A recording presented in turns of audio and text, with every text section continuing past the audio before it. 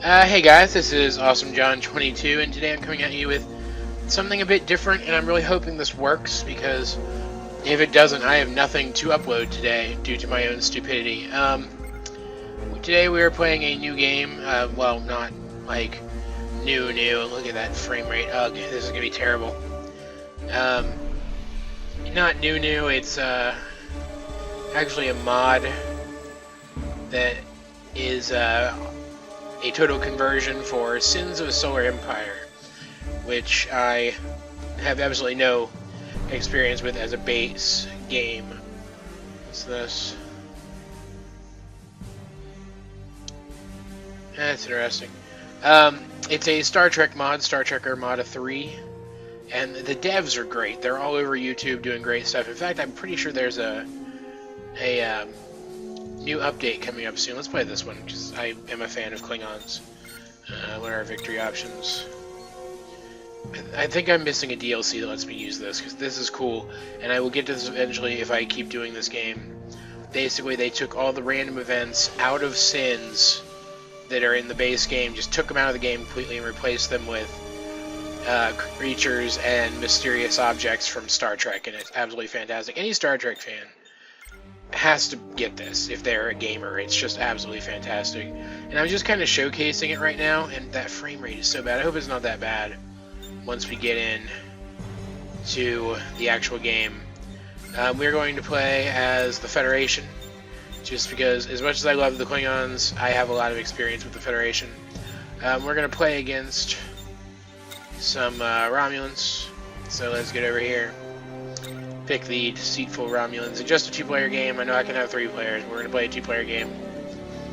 And I don't know what's up with this map. I've never played it before. I'm hoping it's fun. This is probably going to be split up into multiple parts. So let's go ahead and get it started. And I am going to keep the parts relatively short, maybe 10 minutes or so, just because I'm not sure how much work my computer is going to have to do to record a game like this. I've never played a game like this with so much going on the screen all at once with any sort of recording software going on. It's already, maybe if you look at it, it's already not responding correctly,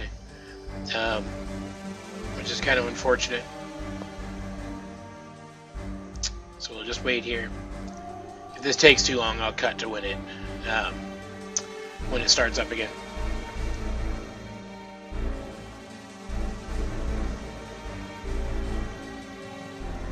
You can see there, great idea of what the game itself looks like. That's a ship from the Battle of Wolf 359 in Star Trek The Next Generation, Season 4, Episode 1, The Best with Worlds Part 2, I believe, where we get to see the debris of the ships destroyed by the Borg. And the Borg are in this. I don't know if we actually saw them on that faction selection screen, but they are in this, and they're so hard, guys. I mean, like, the AI in this is relentless anyway. Very, very difficult sometimes, but the Borg themselves are insane. Here we go. Okay. Bring up local star charts. We're gonna do first Just is tell me where get to go. some scouts going. You can see they fly off on their own now. And next we are going to build our capital ship, our first capital ship, which will be kind of the main driving force behind our fleet. We're also going to get, I like to get 5 of these things going right off the bat. And then some research going so that we can Prepare the docking build more things, and that's too close to each other. Anyone who has not played a real-time strategy game won't really get what's going on. It's not that hard to follow along, though. Give the word. So we've got our resources up here. Detected. We can sell them to get more money.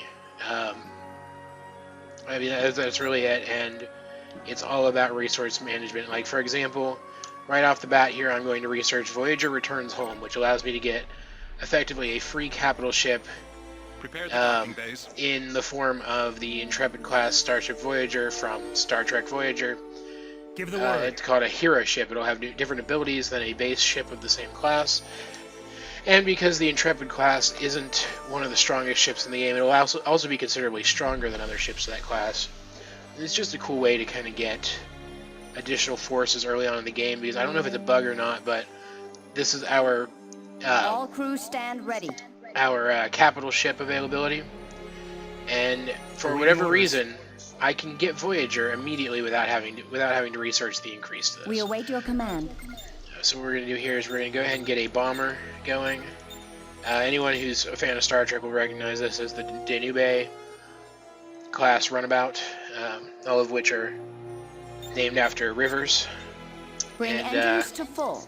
Give the That'll word. kind of support this fleet, and you can see we've got our little ships going. I'm playing on slightly lower resolution than I'm used to in an attempt to keep my FPS up, but you can see we have our ships here. We've got all but one of these little ships are done. Then we have this one. Station complete.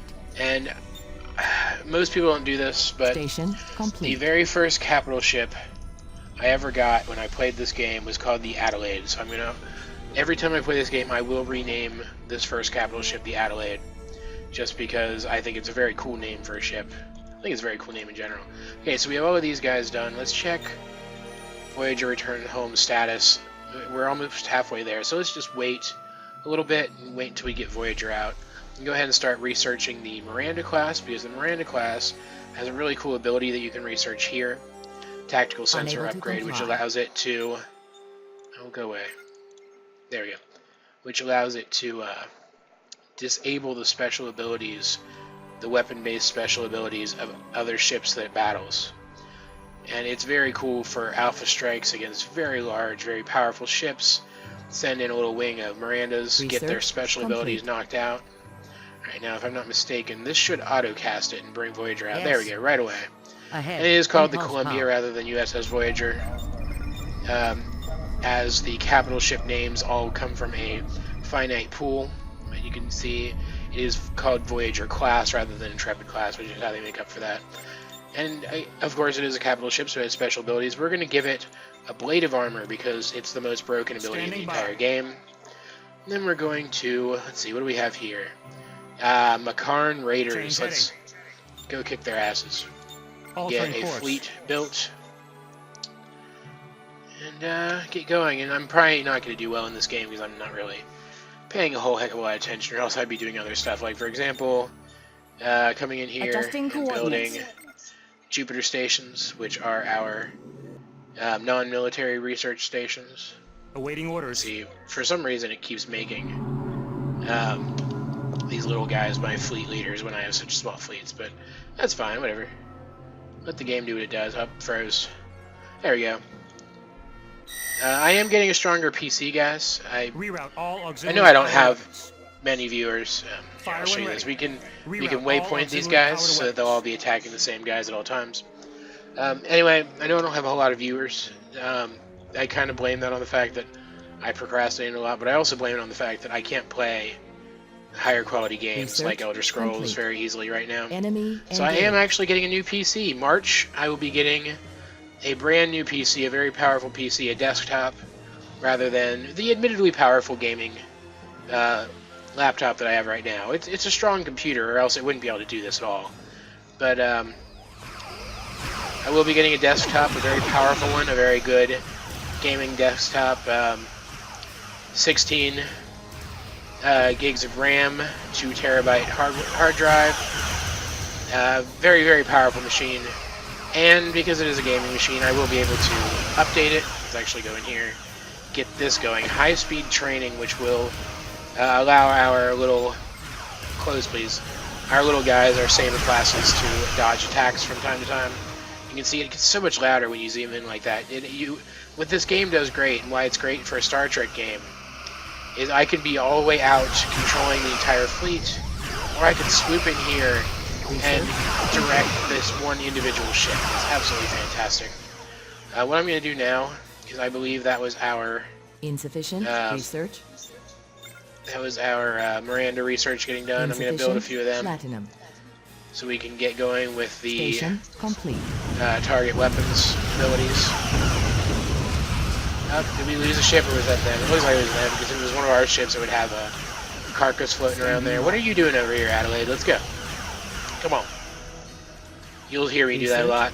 Root for my ships. In this video, I'm just going to kind of show off taking a planet, because of course these are resource farms. And these guys are tough. For just random civilian ships, they're tough.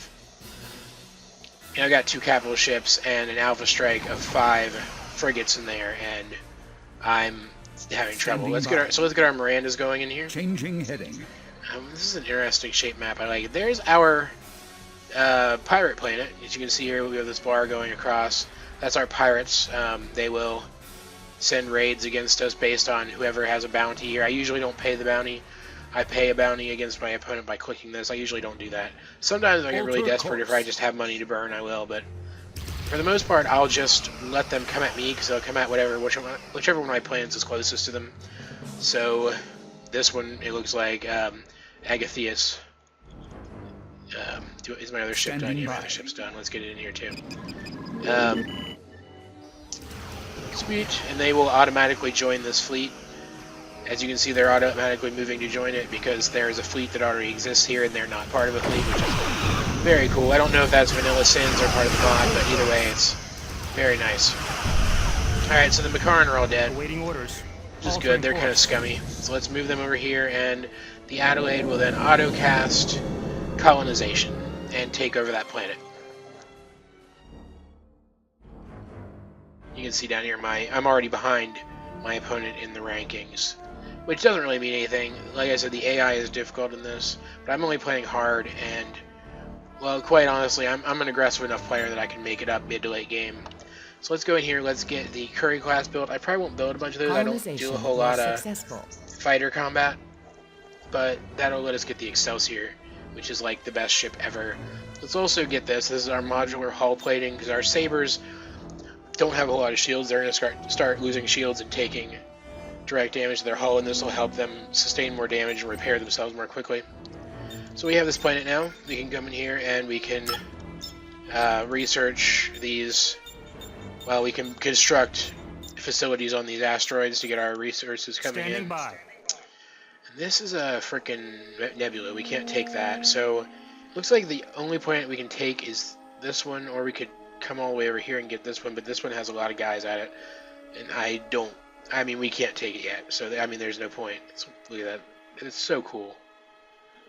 And I do have the planets on a lower resolution than usual as well. So what we're going to do is we're going to set a course for here, and as that happens, I'm going to go ahead and save the game. So let's call this one, let's play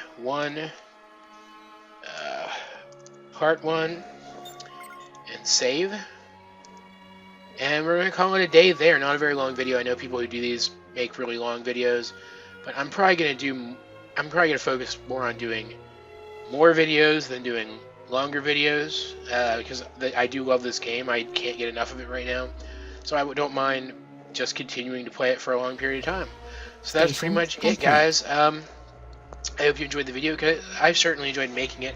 I hope this one doesn't have audio issues like the last one I put up. My Oblivion video had some audio sync issues, and I think I managed to fix them fairly well, but I don't know. And I hope that isn't the case with this, but we'll see. Camtasia may not actually be the software I go with after all. But either way, this has been AwesomeJohn 22, and I will talk to you guys later.